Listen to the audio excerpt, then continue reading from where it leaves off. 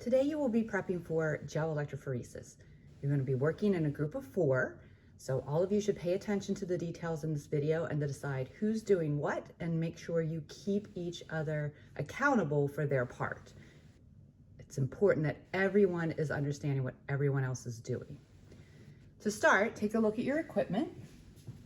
You have distilled water, pretty easy, graduated cylinder that you're familiar with, a little Erlenmeyer flask, should be about 125 milliliters.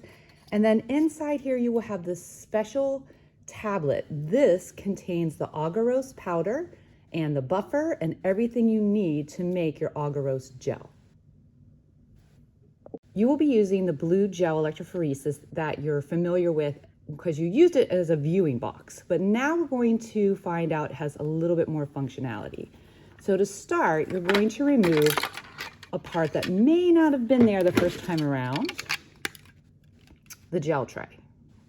You will find 2 removable plastic trays, and then the most important part on the bottom are the combs.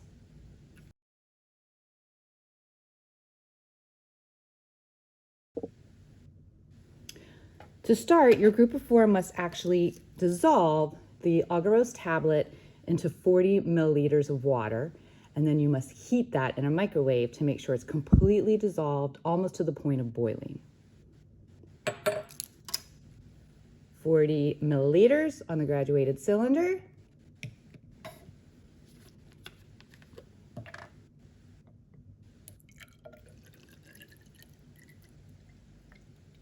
And then you can always verify this using the mass technique.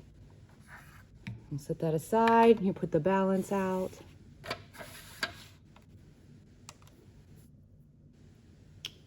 Make sure it's set to 0 in grams. 0 it again. So the only thing we're taking the mass of is the 40 milliliters of water. And it should be 40 milliliters. It's a little bit more than 40, so you have your pipette. You're more than welcome to take out. Oop, that was too much. Now I need to put a little bit in to be super precise. Okay, exactly 40 milliliters of distilled water. And now you will simply pop out the tab and put it into the the Erlenmeyer flask with the water. Give it a swirl. Dissolve it as best as you can, and then you're going to transfer it to the microwave. There are various microwaves around the classroom. Find one that's not being used. For this one, on top, you're going to want to hit start plus 30 seconds.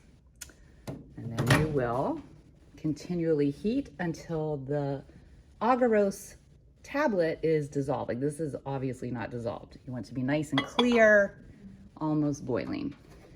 So, plus 30. We'll let it get nice and warm. While you're doing that, you should probably make yourself, if there's not hot hands available, you should probably make yourself a nice paper towel, hot holder, or maybe you'll have some more official looking ones around. So you can use this so you're not touching the glass directly. Okay. See what it looks like. Okay, again, don't touch the glass. Give it a little swirl.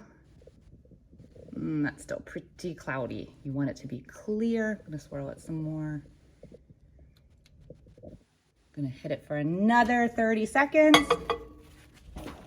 Just be careful it doesn't boil over, although boiling is okay. Boiling over is not great.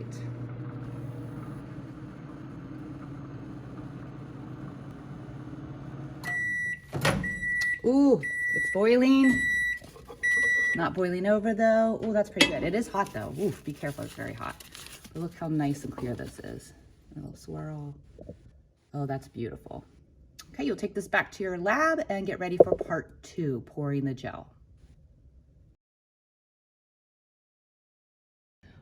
Hopefully half of your group will be preparing the agarose while the other half will have already set this part up. So again, you have these removable trays. They can only fit in the holding tray one way, which is great. And then you will turn it over and you will take the combs out from the bottom. So now you have some choices to make. So there's two sides to the comb. There's these really skinny combs, teeth, and there's the thicker teeth. We want the thicker teeth to get larger wells. So again, when the agarose cools, it's neat. It's kind of like the gelatin you used before, and it will be solid, not like super solid, but like the consistency of gelatin. So again, now you have another choice. Do I put it in the center or do I put it at the bottom of these? And you're going to want to place them in the bottom, not the center. So once those are set up correctly and you have your agarose melted, again, it will be hot.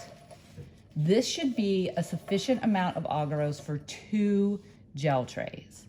So you are going to want to pour the melted agarose into the tray so it's just about halfway up these teeth. So it's about 20 milliliters per tray. Again, just do that carefully. And it should be nice and hot. Looking to see that it goes about halfway up the teeth. And then you'll pour the other side as well. Making sure there are equal amounts in both sides as best you can. That's it. Now you will let it cool to become a nice, whoops. Now you will let it cool to become a nice solid colloid, and then we'll take these combs out and you'll have some beautiful wells.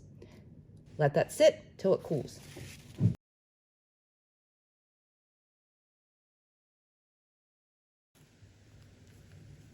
You can touch the gels. They should feel like really firm gelatin.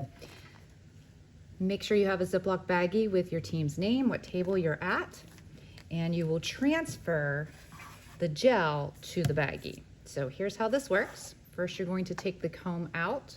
You're going to pull straight up. Straight up. And notice the beautiful wells at the bottom. You will take the tray, the plastic tray, lift that up, and then you will gently slide the gel from the tray into the bag. So this might be a 2-person job. I would actually put the entire tray into the bag, and then you will gently push the gel off, sliding it into the Ziploc bag. There you go. You're going to want to add a little bit of the TBE buffer just so the gel doesn't dry out. So just maybe a tiny little capful would work. That should work.